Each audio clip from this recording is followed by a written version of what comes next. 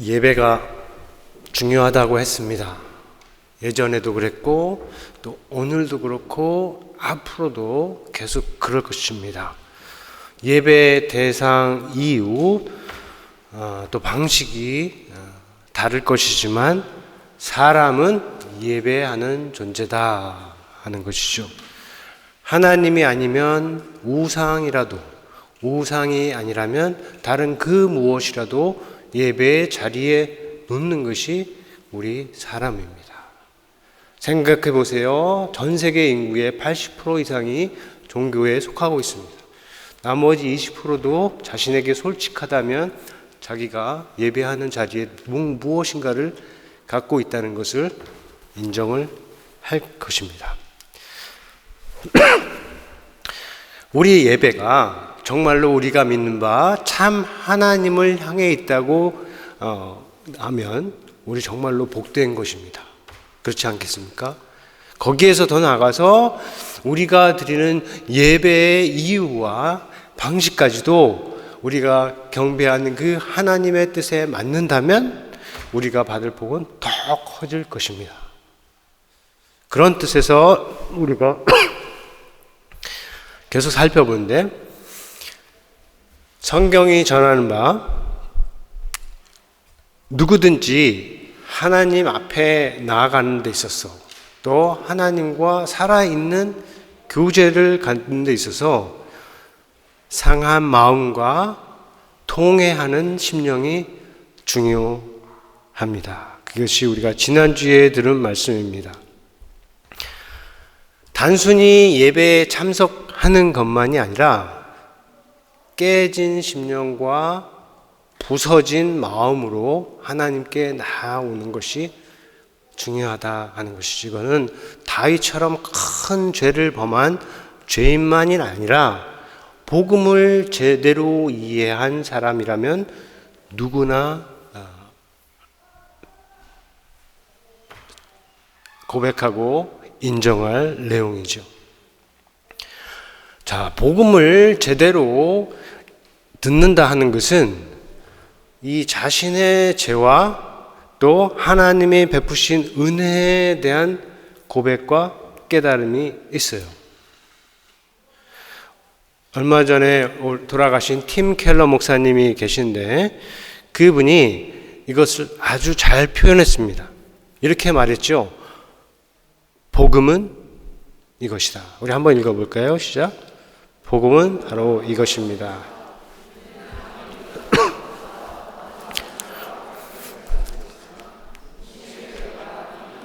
생각했던 것보다 더 많은 예수 그리스도의 안에서 사랑받고 받아들여진다는 것입니다. 네, 쉽게 말해서 우리가 생각하는 것보다 우리는 훨씬 더 큰 죄인이다. 동시에 우리가 기대할 수 있는 것보다 훨씬 더 큰 은혜를 받았다. 복음의 두 양면을 아주 잘 표현하는 말입니다. 이 말만 들어도 우리의 교만한 영과 완악한 마음이 사실은 부서지고 깨질 수 있습니다.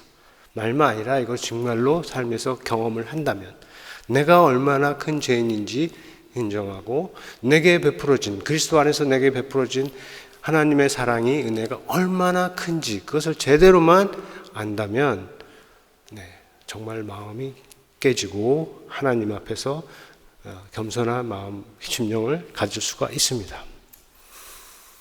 자, 오늘은 같은 목적을 위해서 우리 용서에 대해서 한번 생각을 해보려고 합니다. 용서. 어려운 말이죠. 그리고 용서에 대해서도 할 말은 많이 있습니다. 근데 오늘은 예배와 연관해서 그리고 오늘 성경 말씀에 집중을 해서 우리가 용서에 대해서 한번 생각을 해보기를 원합니다. 용서가 쉽지 않죠. 이유가 많이 있는데 그 중에 하나는 보통 용서는 피해를 당한 사람에게 강요되는 것처럼 느껴지기 때문입니다.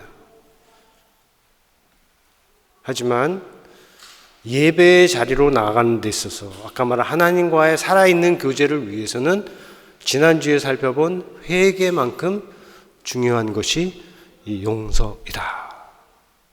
우리 주님께서 말씀하셨죠. 우리가 오늘 주기도문에서도 했는데 하나님께 용서를 구하는 기도를 할 때 어떻게 하라고 하셨습니까? 우리가 우리에게 죄 지은 자를 사하여 준 것 같이 라고 말하라고 하셨습니다.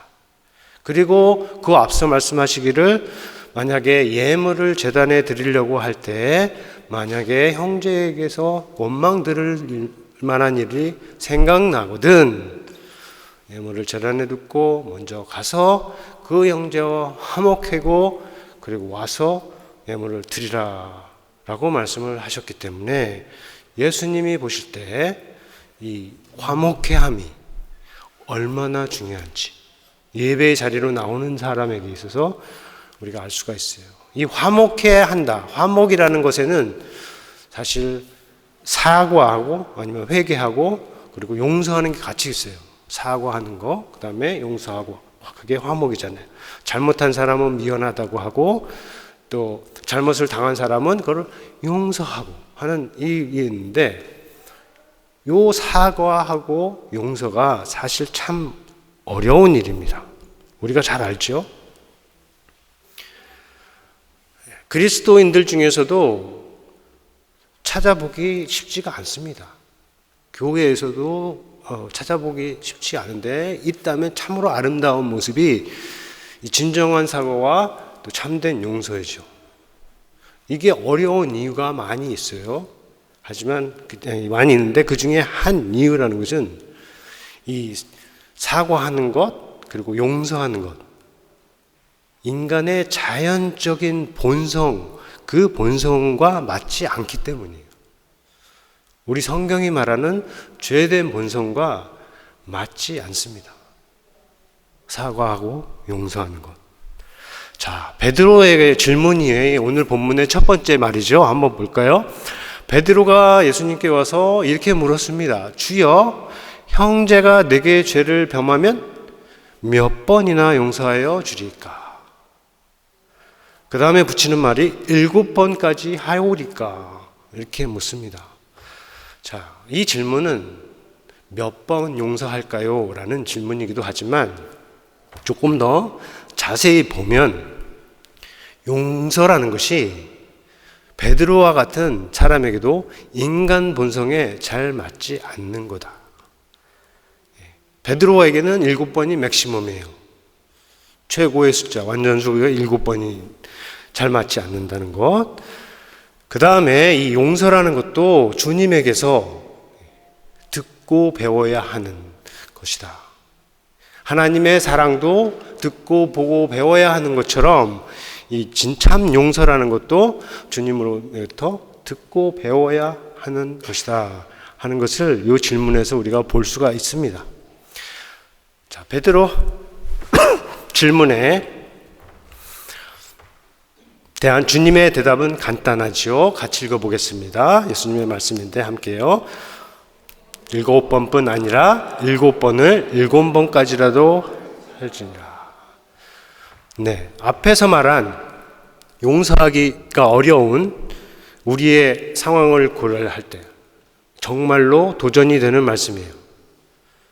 자, 베드로가 맥시멈으로 한 7번은 고사하고 한 번도 용서하기가 어려운 것이 많은 사람들의 실정이죠. 교회를 다니는 사람도 은혜와 사랑을 마음껏 받은 사람도 누군가 나에게 잘못을 하면 한 번이라도 용서하기가 어려운 게 현대 우리가 사는 세상의 현실이에요. 그런데 예수님께서는 뭐라고 하셨어요? 7번이 아니라 7번씩 70번 숫자로 하면 490번이 되는 것입니다. 정말로 우리 본성을 무시하거나 모르고 하시는 말씀같이 들릴 수가 있어요. 따라서 이 말씀은 그리스도인의 삶에서 두 방향으로 나타납니다. 하나는 이런 말씀에 무시해요. 하나님이 뭐라고 말씀하시든 성경이 뭐라고 말하는 나는 이것을 할 수도 없고 하기도 싫다. 이렇게 하는 거죠. 많은 사람들 그 길로 갑니다.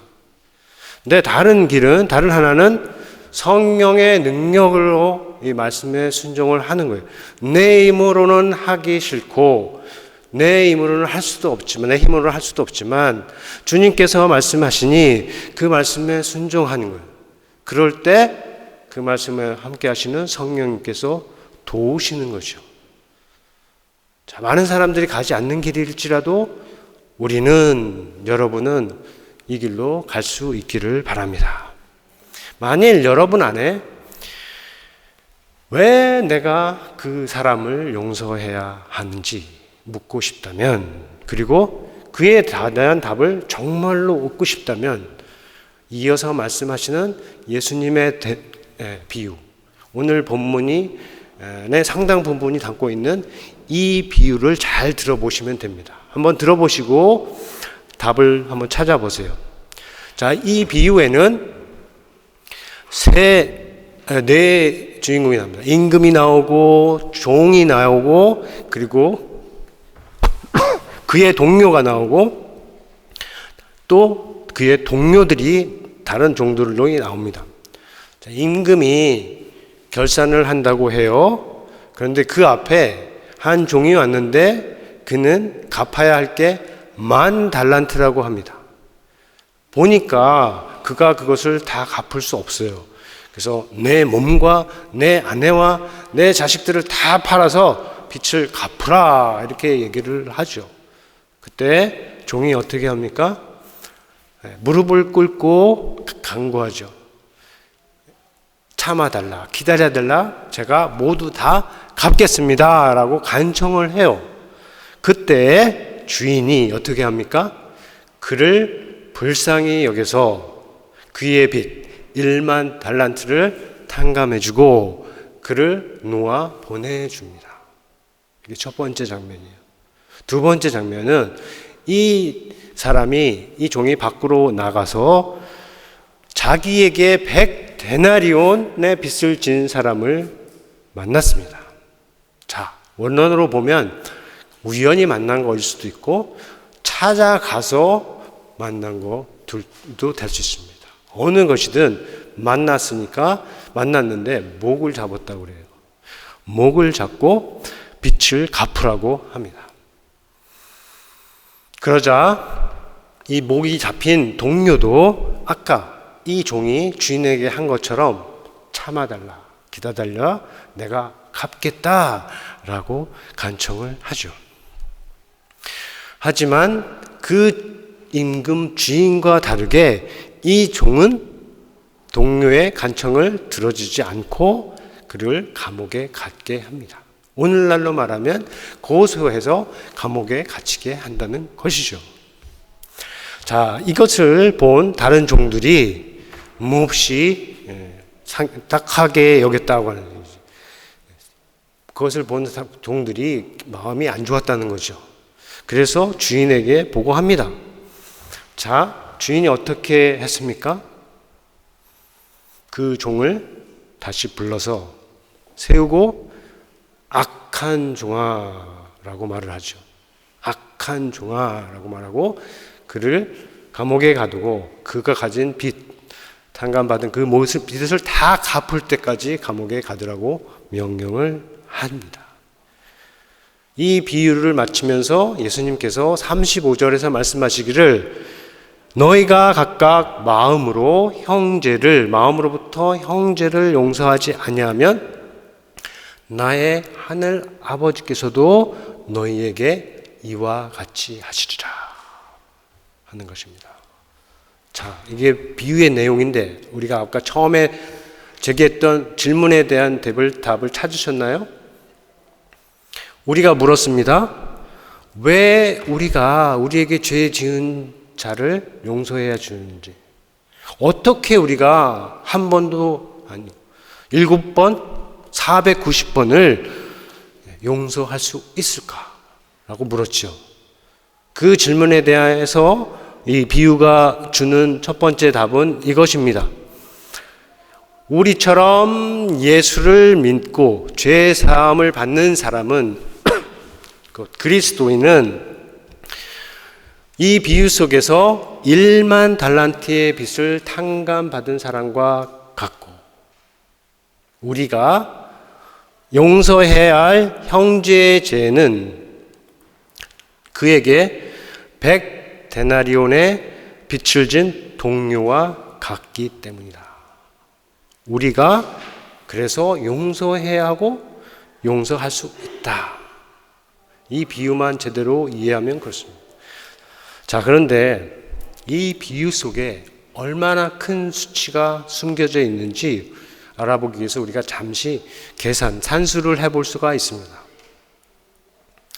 한 데나리온은 당시의 노동자의 하루 품삯이라고 해요. 하루 동안 일을 하면 받는 돈의 양이 한 데나리온이라고 합니다. 이것이 5천 데나리온이 되면 그것이 한 달란트라고 합니다. 그리고 만 달란트, 그러면 만 달란트가 면 어떻게 되나요? 만 달란트? 한 달란트가 5천 데나리온이면 만 달란트 하면 5천만 데나리온이 되는 것이죠. 이것이 지금 악한 종이 탕감받은 값이에요. 자기가 자기가 탕감해줄 값은 100데나리온인데 자기가 탕감받은 값은 1만 달란트, 그것이 데나리온 하면 5천만 데나리온이라 하는 것이죠. 그래서 그가 탕감해주지 않은 이 동료의 빚을 비교적으로 말하면 자기가 탕감받은 것의 50만 분의 1, 50만 배보다 작은 빚이라는 것이에요. 네. 이것이 지금 예수님의 비유에 담겨 있는 달란트와 데나리온에 담겨 있는 그 수치들이에요. 그것을 잘 우리가 이해하면 이 비유에처럼 예수를 따르는 자들이 용서할 죄는 이미 그들이 용서받은 죄에 비하면 너무나 작은 것이다.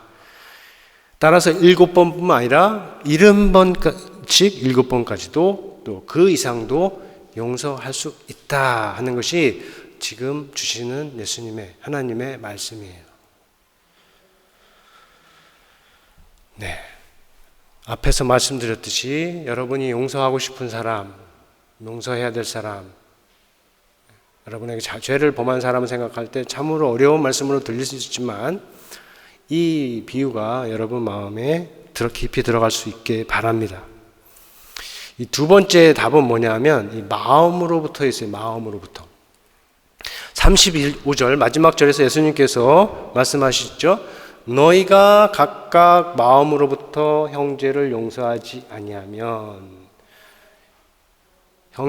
마음으로부터 형제를 용서하지 아니하면 이라고 말씀을 하시는데, 여기서 마음으로부터가 무슨 말일까요?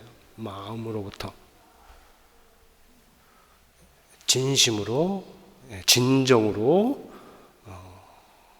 진실로 이런 뜻도 되지만 또 다른 거는 그 앞에 있는 말씀의 답을 찾을 수 있어요. 32절과 33절에 보면 주인이 이 종에게 하는 말이 담겨 있는데 뭐라고 되어 있어요?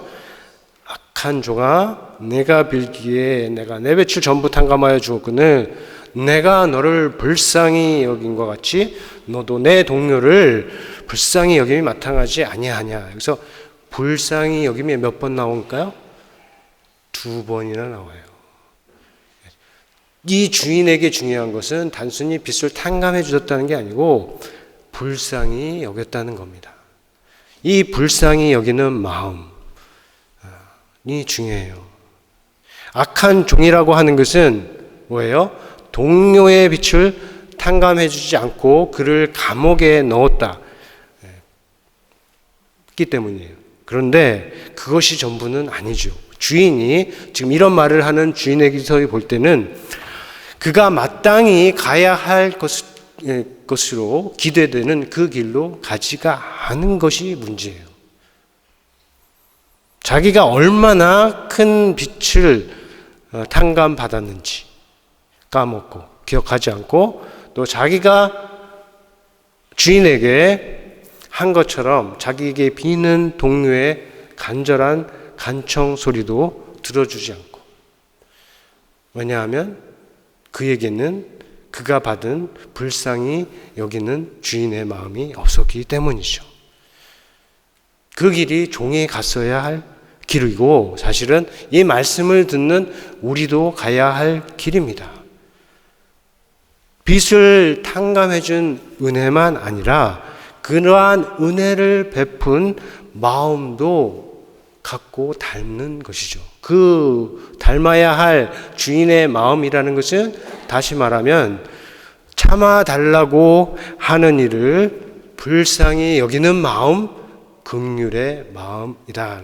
마음으로부터라고 하면 긍휼로부터라고 우리가 얘기를 할 수가 있는 것이죠. Out of your hearts는 out of compassion으로 얘기를 우리가 할 수 있는 것이에요.